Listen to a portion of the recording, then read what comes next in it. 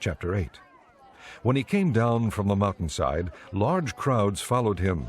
A man with leprosy came and knelt before him and said, "Lord, if you are willing, you can make me clean." Jesus reached out his hand and touched the man. "I am willing," he said. "Be clean." Immediately he was cured of his leprosy. Then Jesus said to him, "See that you don't tell anyone, but go, show yourself to the priest and offer the gift Moses commanded as a testimony to them." When Jesus had entered Capernaum, a centurion came to him asking for help. "Lord," he said, "my servant lies at home paralyzed and in terrible suffering." Jesus said to him, "I will go and heal him." The centurion replied, "Lord, I do not deserve to have you come under my roof, but just say the word, and my servant will be healed.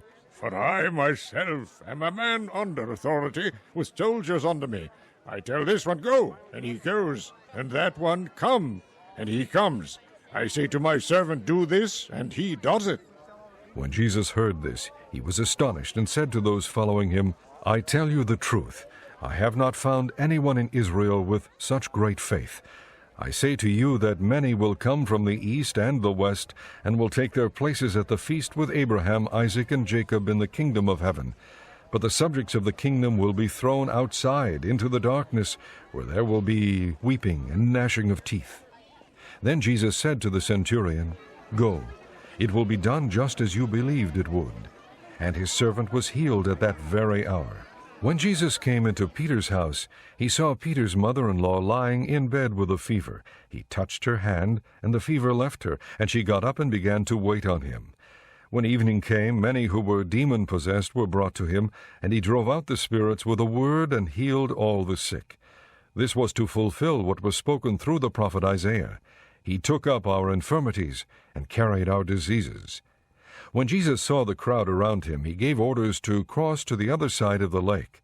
Then a teacher of the law came to him and said, "Teacher, I will follow you wherever you go." Jesus replied, "Foxes have holes and birds of the air have nests, but the Son of Man has no place to lay his head." Another disciple said to him, "Lord, first let me go and bury my father." But Jesus told him, "Follow me, and let the dead bury their own dead." Then he got into the boat, and his disciples followed him. Without warning, a furious storm came up on the lake, so that the waves swept over the boat. But Jesus was sleeping. The disciples went and woke him, saying, "Lord, save us! We're going to drown!"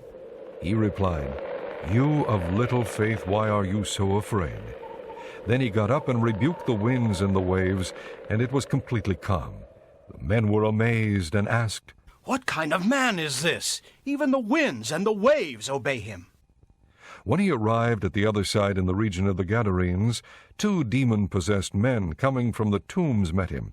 They were so violent that no one could pass that way. "What do you want with us, Son of God?" they shouted. "Have you come here to torture us before the appointed time?" Some distance from them, a large herd of pigs was feeding.